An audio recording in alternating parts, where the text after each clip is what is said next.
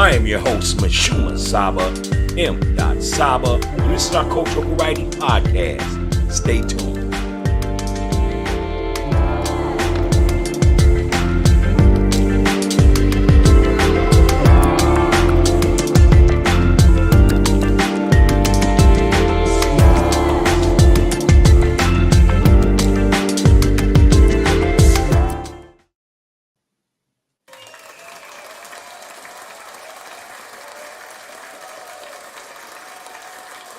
Welcome to Coffee Talk Podcast, the Cultural Variety Podcast Show. This is Wednesday Night Sports Edition, and I am your host, Mashuma Saba, M. Saba, and this is our Wednesday Night Sports Edition. Welcome, and greetings to y'all. Indeed. Ooh, you know what, y'all? I've been having some left pain or left knee pain this evening, man. This came out of nowhere. Ooh-wee. But greetings. Today is October 10th, 2023. This is our Wednesday night sports show. You know who I am. And we coming here live, man. How are y'all doing tonight? If you're looking for Coffee Talk Podcast, you can catch us live right now on YouTube, as well as Facebook Live.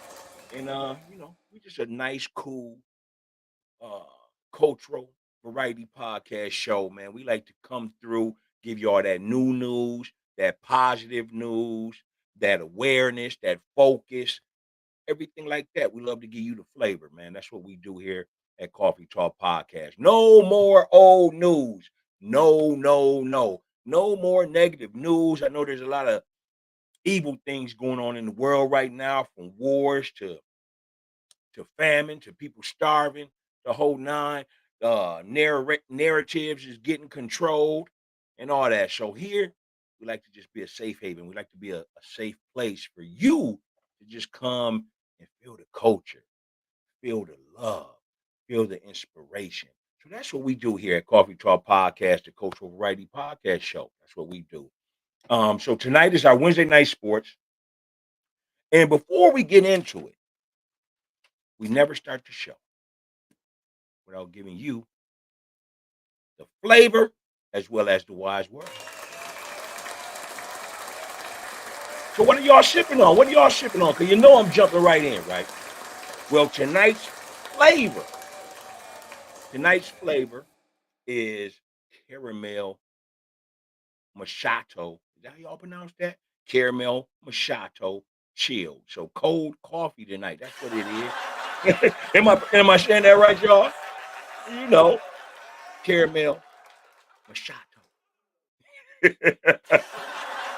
No doubt. But anyway, it's just a nice little caramel, a chilled caramel cold coffee, man. That's what I'm on right now. I know some of y'all might be lactose intolerant and the whole nine, whatever it is. Make sure you get you some almond milk, some oat milk, or something that you can substitute that with. You know what I mean? All right. So, also, tonight's wise word comes from one of our ancestors. He participated in the 1968 Olympics. Took home a bronze medal. And I know some of your grandparents or some of your elders or some of your historians in your family know about this name. But that's what we're here for. We're here to tell you about your ancestors so you know more about your people. And you can strive to be to have that self-esteem and strive just like the people we discussed. So John Carlos is an American track and field athlete. He was born June 5th, 1945 in Harlem, New York. Like I said, he took home the bronze medal in 1968 Olympics. One of the reasons why we're celebrating him tonight. One of the reasons why we want to pay homage to Mr. John Carlos tonight, because he's just one of ours, you know what I'm saying? And we salute him. So not only are we doing the wise words that he left us with that we're going to read off, Well, we're definitely paying homage to him. John Carlos was a track and field athlete that once he finished his race, and I'm just giving you the short term so that you can do homework and fill in the dots. But once he won his race, him and his partner, also on the American track team, Tommy Smith, stood on whatever those called, the winning tiles. Would you want to call that tiles or towers? Help me out with that, my people. Leave that in the comment. But they stand on the stage, basically. You know how you got the first place, second place, third. Follow me. You heard me.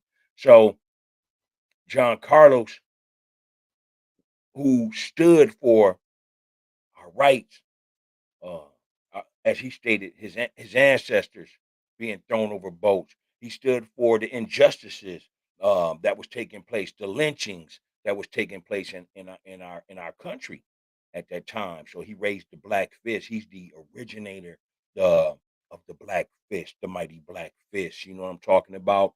Let's go ahead and talk a little bit more about John Carlos and his words of wisdom.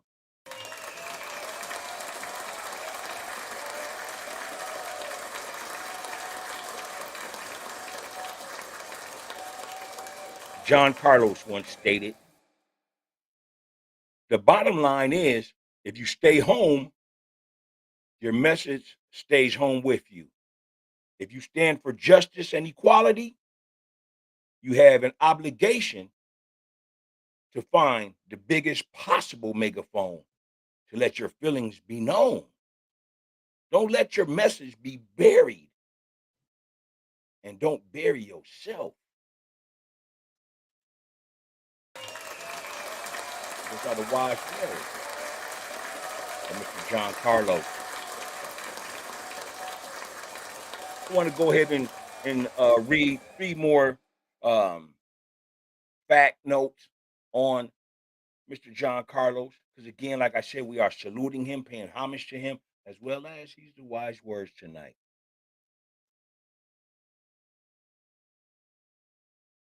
Demonstrations conducted by African American athletes such as Tommy Smith and John Carlos. After winning gold and bronze medals, each athlete raised their black gloved fists and kept them raised until the national anthem finished. The raising of the black power fist stood for those against the political and racial injustices in America. During that time period, Smith and Carlos was receiving death threats from racist Americans for making that gesture, for holding up that black fist. This is why we pay homage to our heroes.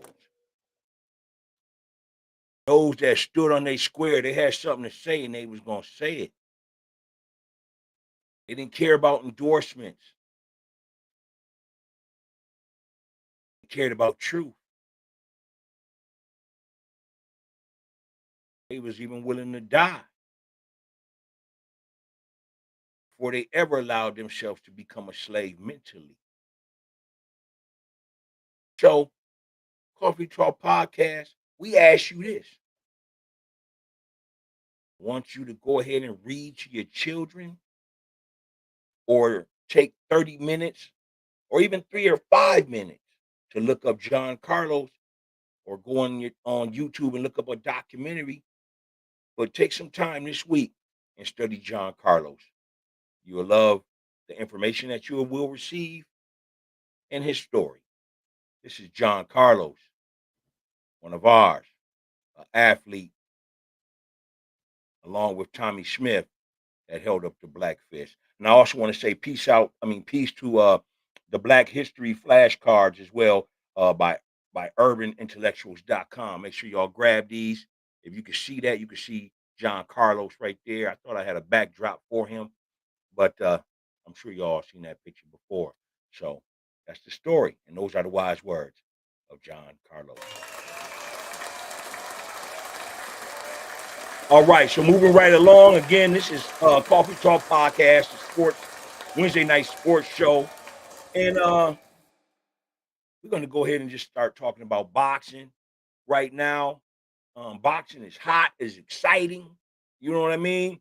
And I just wanted to give my thoughts on it as we enter October with 2 months left in the boxing calendar.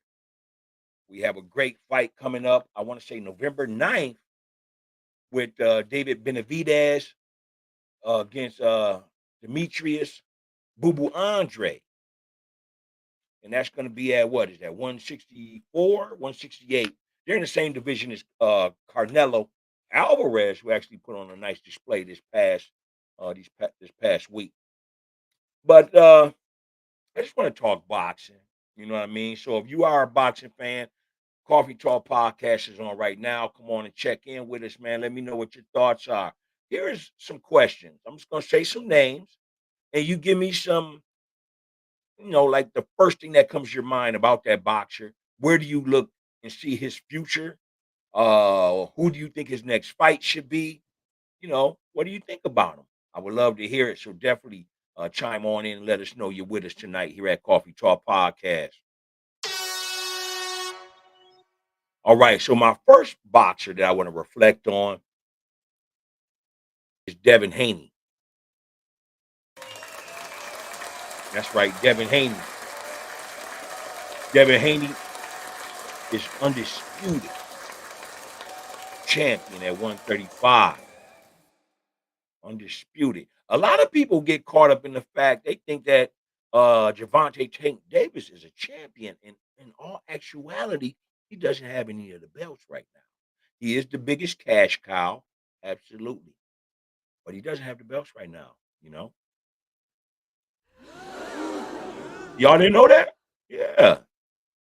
Your boy Devin Haney, man, he's been doing his thing, man. He had to go over there and fight Cambosis over in Australia,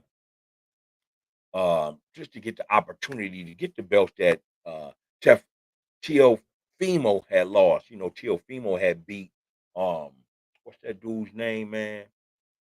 Uh, not Triple G. That's a different weight class, but the other little dude from Hungary or wherever he's from. No disrespect, but he only fought like 14 fights, and everybody think he's just a Hall of Famer. But anyway, Teofimo beat him, then lost to Cambosis, and Cambosis had all the belts basically. Devin Haney had one belt, and he had to go over there and get all the straps over there. So, what is your thoughts on Devin Haney? He fights at 135. He looks like he's a natural 140. But he likes to, he's looking for a payday, man, and rightfully so. If you're gonna be putting yourself on the line like that in boxing, something that you could possibly lose your life in, what I mean? You want to make sure you get some money, man. Like the champion, Money Mayweather always says, man, you want to leave with all your marbles and you want to make as much money as possible. You know, if you follow that tool, you'll be all right. You know what I mean? Mayweather has showed us the blueprint. Shout out to TMT or TBE. My bad, the best ever. But what's your thoughts on Haney, man? Do you think Haney should fight Javante Tank Davis next? They have to start fighting at this point. You know what I mean? We've been seeing big fights this year. We want to see some big fights next year.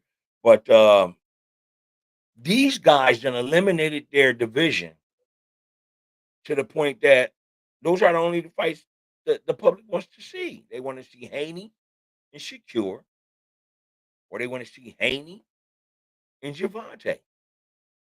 Throw in there Ryan Garcia, throw in there Telefimo, you know, and then the rest you got, some guys scattered in the upper divisions like Benavidez, Canelo, them guys.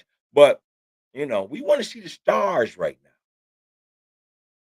You know, I think that boxing is in the same sphere as the Sugar Ray Leonard Hearns things. I'm not saying that, hey, these are better fighters. Hey, that's an opinionated thing. We'll be arguing about that all night. So I'm not saying that. But what I'm saying is a person that was not a child where I didn't have understanding, but someone that was a teenager can articulate and critically process boxing when it was coming on back then in that era. I saw that era. I'm only saying that because a lot of people give their opinions on sports and they didn't even see the other era. You know what I mean? Like today, they just Michael Jordan weak. You'd be like, well, how old were you when Michael Jordan was playing? I was only 3. Like, well, we can't go off that opinion, man. You know? And so you spend a lot of wasted time talking about who's the best in this and that, and it becomes a distraction. We never want to preach distractions. Have a little bit of a small talk. It's all good, but keep it moving when it comes to that small talk. You know what I mean? Because it's just a waste of time. But I will say I saw both eras, and they both have the same excitement as yesteryear. Yeah, Leonard and Roberto Duran, Hagler and Leonard, Hagler and Hearns, uh, George Foreman and Ali. Just to name some just off of my head would have generated the same amount of money or more if they were around during this time period and they had access to all of this media outlet, you know? So we can't just say, well, wasn't nobody watching those fights. They only generated 70,000 people.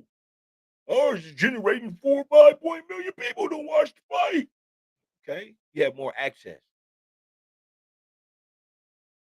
Going back to Haney, though, they say Haney is in between fighting Regis Prograis. Is that fight finally signed, sealed, and is ready? Do we have a date? I heard it was December 9th. Somebody leave a comment, let me know. I have, is it solid? Is it concrete? Are we going to see that fight? You know, I keep seeing the fluctuation. 1 minute they're talking about, yeah, that's the fight, but then they're talking about, him and Tank. Who wins that fight? Leave a comment. Let me know. Who wins that fight between Gervonta Tank Davis and Devin Haney? Let me know. Leave a comment. And when you're there, hit the like button, share, share, share. Call your grandpapa. Call the dude that's fixing on your car right now. Call your homeboy. Call your friend and let them know. Coffee Talk Podcast is on right now. Your boy Saba and it's Wednesday night sports. Hey, do that though. For real. Let them know we here. All right, all right, all right. So let me say this as we move along to my next boxer as we reflect on boxing tonight. Canelo, Saul Canelo Alvarez, the king, undisputed at 168. Mind you, when I give that intro, I have to admit that I wasn't giving that type of intro last week when we talked about Canelo. I enjoyed Canelo getting whooped on by Mayweather. And I just can't respect Canelo because of the past allegations of steroid usage, whatever. So I feel like he was a paper champ. But I want to say today, I'm the creators of Coffee Talk myself, I would like to apologize to Canelo. Because one thing about Canelo Alvarez is that he has been consistent. What is he fighting 2 times a year? And they're not really long in between stretches. You know what I mean?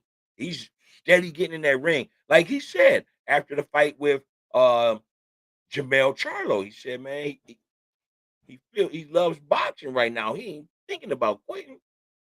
I want to say he's 35 right now. He looks good. And that's why I have to as a boxing fan, as a boxing historian, I have to just come out and apologize, man. I'm wrong. I was wrong. I was wrong. Hey, man enough to say it. He was very convincing in that fight with Jamel Charlo. I don't think Jamel won any round. I thought Jamel, man, was going to come out swinging. You know, and that's no diss to the Charlo brothers. Much respect to them boys. But I really thought he was going to come out swinging, man. Me and my cousin was talking about it, and my cousin was saying, man, they got weight classes for a reason. And it seemed like once Jamel got hit in his arms, even, because he was blocking them shots. But you know, in boxing, somebody will beat your arms up so bad you won't even be able to raise your arms to throw them when it's time for you to throw them. You know what I mean? Now you just sitting like a fish, hoping that you got the best defense so you don't get knocked out.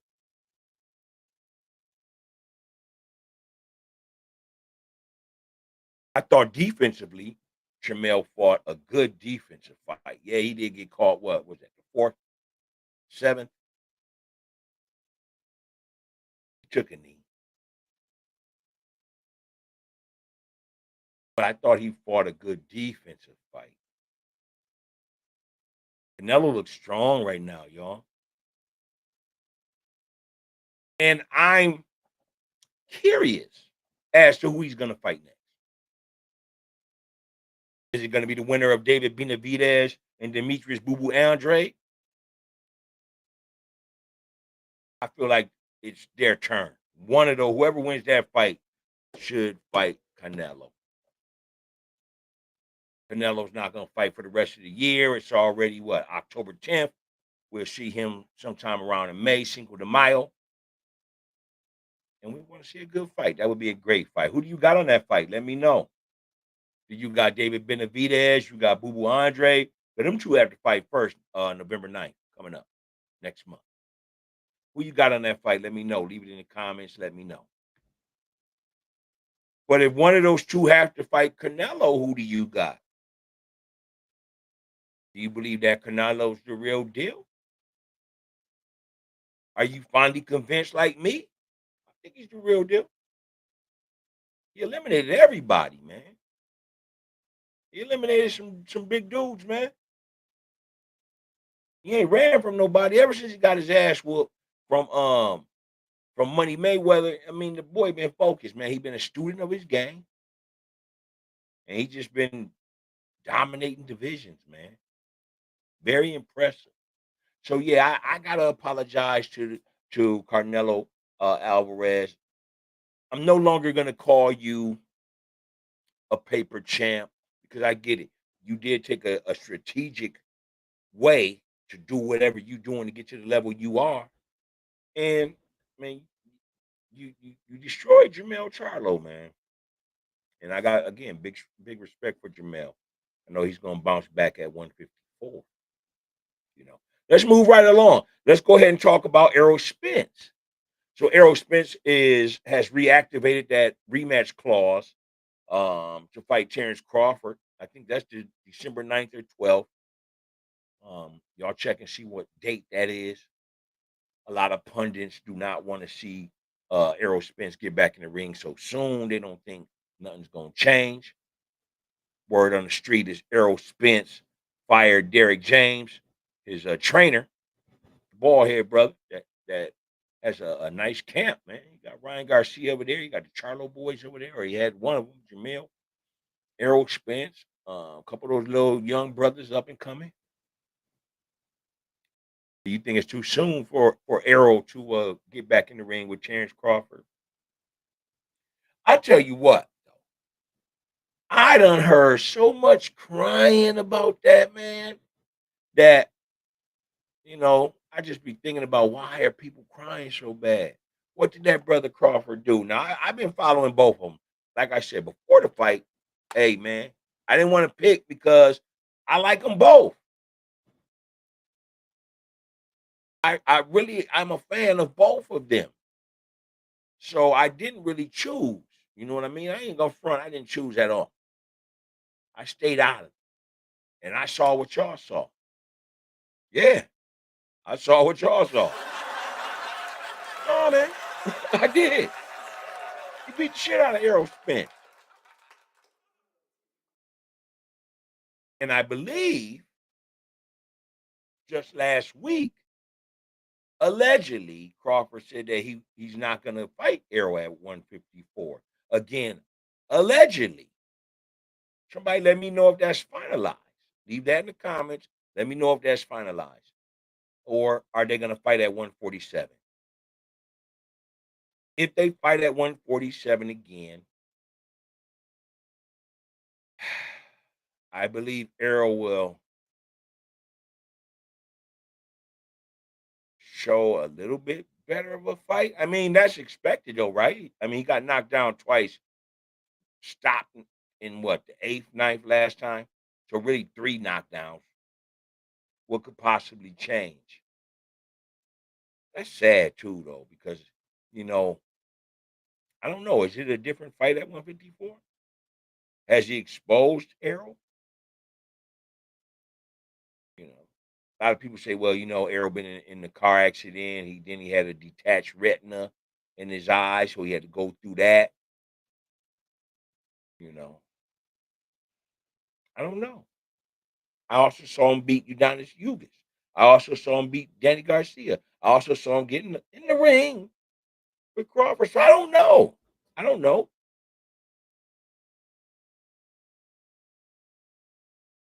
Do you want to see the fight again this December? Let me know. Leave that in the comments. Make sure you hit the like button. Make sure you call a friend and friend call a friend and say, look, you can subscribe to Coffee Talk Podcast. You know what I mean? So you don't never miss any of our videos or whatnot, our shows or whatnot. I'm working on having a private little set as well, but we'll figure that out. We're gonna figure that out. That's gonna be per membership. Let's move right along. Um, Terrence Crawford, undisputed. He really wants to go after CANELO. And if we're saying that they're in different weight divisions for a reason, and I start to reflect back on how hard Canelo was just punching Jamel Charlo, who moved up from 154 to 168. He was like this, man, straight up. He was getting hit so much on the sides, man. Y'all seen it. That Crawford would have to move up 21 pounds. So he would have to move up 3 weight divisions from 147 to what, 168. Even if they did that a catch weight of 160, 162, still got to put on a lot of weight. Crawford hit hard though. And I'm not surprised by that. Nebraska boys hit hard. The people, the media, the East Coast fan base, the West Coast fan base, y'all get so caught up in that hype because you got both of the TV markets, the largest TV market studios on each coast. That y'all be sleep on the Midwest, man. And I knew Nebraska was gonna come with it. Them some country boys, man. Some country boys, man. Oklahoma, some country boys, man. And this is no dish to Texas boxers. No dish at all. But I think Texas started to lose its steam a little bit. You know what I mean? As being regarded as there's some tough boys down there. Not to dish nobody down in Texas, not at all. I don't want no smoke. But I just remembered when you would talk about the Midwest, the down south, that portal, uh, you know, Minnesota, Nebraska, Indiana, Chicago, and then Oklahoma, Texas. Them boys hit hard. But it seems like Texas started to lose its steam when we're talking about boxing. You know, name the last Texas-born champion in any division. Let me know. Go ahead and leave a comment. That'd be a great uh comment to leave in our chats here. Let me know who are our Texas champions currently. Oh, well, you probably say Jamel and Jamal Charlo, absolutely. But you know, Terrence Crawford said them boys ain't even from Texas; they're really from Louisiana. So let's do this. Let's not count the twins, okay? Let's not count the Charlo brothers. Who else would you name? Can't say Errol at this point, can you? And should we? We can't just diss Errol like that. He worked his way up. He had 3 belts before losing to Crawford. You let me know. Errol is the original of those 3 from Texas. So let me know what you think about those Texas boxers, man. Are they still regarded as don't run across them boys? I know Nebraska's tough, man. They always been tough. Tough in football. They always been tough. Oklahoma too, man. So that is our boxing reflection on this year's boxing. Thank you for being with me through that segment. And what we're gonna do now is I'm gonna go ahead and hit y'all with a 30-second commercial break. When I get back, we're gonna briefly talk about my team, my team, my team. And we're gonna talk about them, man, and their great success right now. So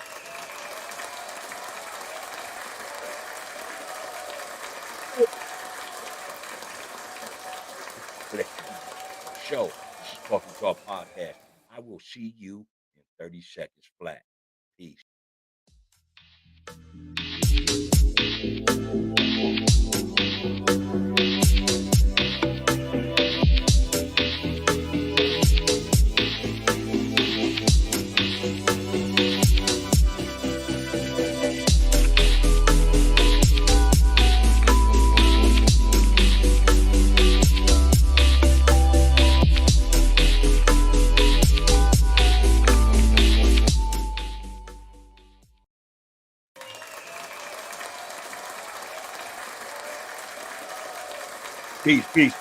Peace. And welcome to Coffee Talk Podcast, the cultural variety podcast show. And I am your host, Mashum Saba M. Saba. And this is our Wednesday night sports edition. You know what it is, Wednesday night. Give me a moment. All right. So how y'all doing? Y'all still with me? Let me know what time it is. Say what's up, greetings, salam, peace, whatever you want to do. Leave a comment in the chats and let me know you're here with me. Thank you for supporting the show. But I just want to say this tonight, man, before we go into our short story tonight. Big shout outs to the Minnesota Twins. And although we lost to the Houston Astros tonight, what was it, 6-1 in the American League Division Series in baseball. You know, we shining, man. We shining. We knocked off the Toronto Blue Jays, swept them boys 2-0 in the best of 3. Now we're in this best of 5 series with the Houston Astros, but we lost tonight. So we're down 2-1 to the Houston Astros. It's a best of 5. Uh, we definitely got to win Wednesday or it's a wrap. You know what I mean? So the Twins got to win Wednesday. To make this a game. You know what I'm saying? So I just want to stop in and just give big shouts out to our Minnesota Twins right now. And also big shout out to the pitcher, Johan Duran, number 59, for getting busy in the 9th inning tonight. You know what I'm saying? And he didn't get it done. You know, he pitched a shutout in the 9th, but we were already down. So it is what it is. But we want to just give him some love, man. Johan uh, Duran, number 59 for the Minnesota Twins. And another big shout out about with the Twins is because it's our first playoff appearance in 21 years, man. Yeah. I was there when they won their first 2 championships, man. I went to the parade, you know what I mean? That last year, what was that, 93 maybe? Or 91? Might have been my senior year, man. But it was nice, man. We saw Kirby Puckett rocking the fur coat, man, looking like the true MVP that he was. And also the man that caught that game six prevent home run. Y'all know what I'm talking about. Shout out to Kirby Puckett. I also want to say his wife, former wife Tanya, just passed. So I do want to say my condolences to her family and the Puckett family. Um, so I definitely want to do that. All right. So we're going to go ahead and jump into our short story. That's right, our short story. Why? Because we encourage reading, we encourage literature here at Coffee Talk Podcast. It doesn't take nothing but to sit down for 30 seconds, 45 seconds, 2 minutes, 3 minutes, 4 minutes, or maybe even 5 minutes and just read you a page or two, a chapter or two. Open the book and just let the words hit you and guide you. You know what I mean? So it's very important to continue to read because it broadens your vocabulary. It's also a stress de-stressor. You know what I'm saying? Did I say stress de-stressor? Well, you know what I mean. You get what I'm saying. I might have said that right too. A stress de-stressor. It ain't stress, but it makes you not be stressed anymore. You know what I mean? Well, shit, work with me. All right. So tonight we're gonna do our short story.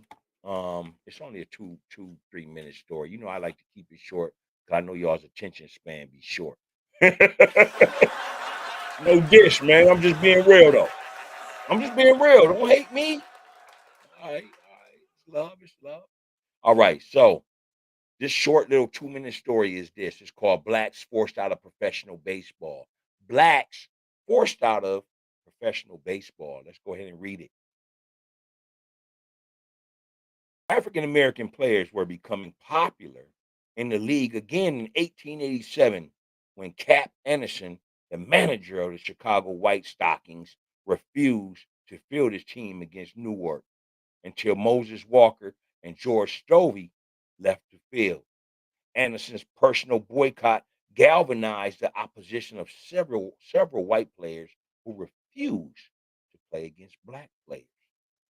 The same year, players on the St. Louis Browns, a white team, sent a letter of protest to the team president on the eve of a scheduled game before 15,000 against the Cuban Giants that read, "We, the unsigned members of the St. Louis Baseball Club, do not agree to play against Negroes tomorrow. We will cheerfully play against the white people at any time, and think by refusing to play, we are only doing what is right. Taking everything into consideration, the protest worked. The game was called off, and the St. Louis Browns played against the loss. I'm sorry, let me say that part over, y'all. The protest worked. The game was called off, and the St. Louis Browns played against and lost to the Detroit Tigers instead.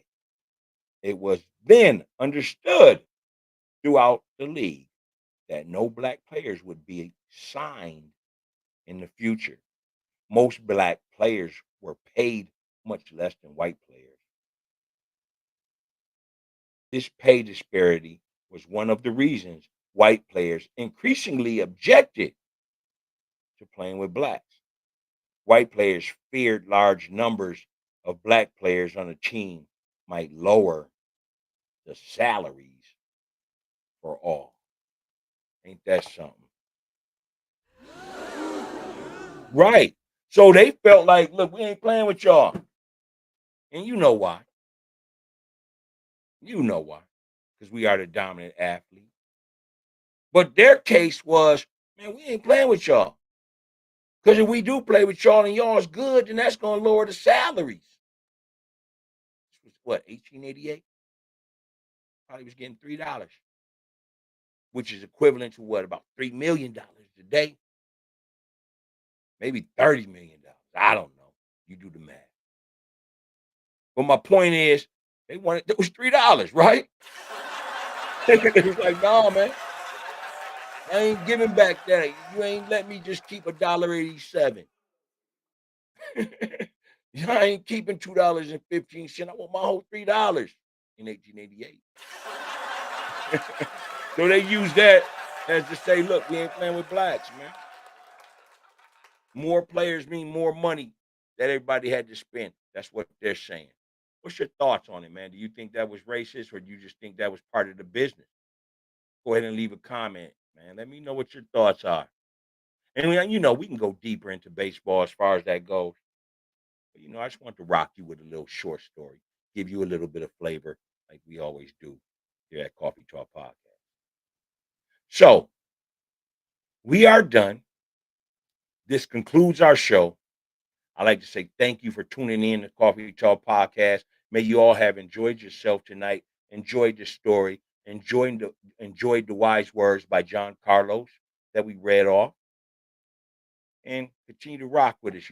Coffee Talk Podcast. We here for the culture. You know what I mean? So I'm gonna go ahead and hit you with the universal peace sign, and I say, man, see y'all next time, man. We'll probably see y'all this weekend. You know how we get down. Come by sometime. We love to have you as a guest. Don't be shy. We don't do nothing dirty here. We are clean brand and the livest podcast in the Twin Cities, as well as regional and nationally. Coffee Talk Podcast. Get at us. You know what I mean? Peace.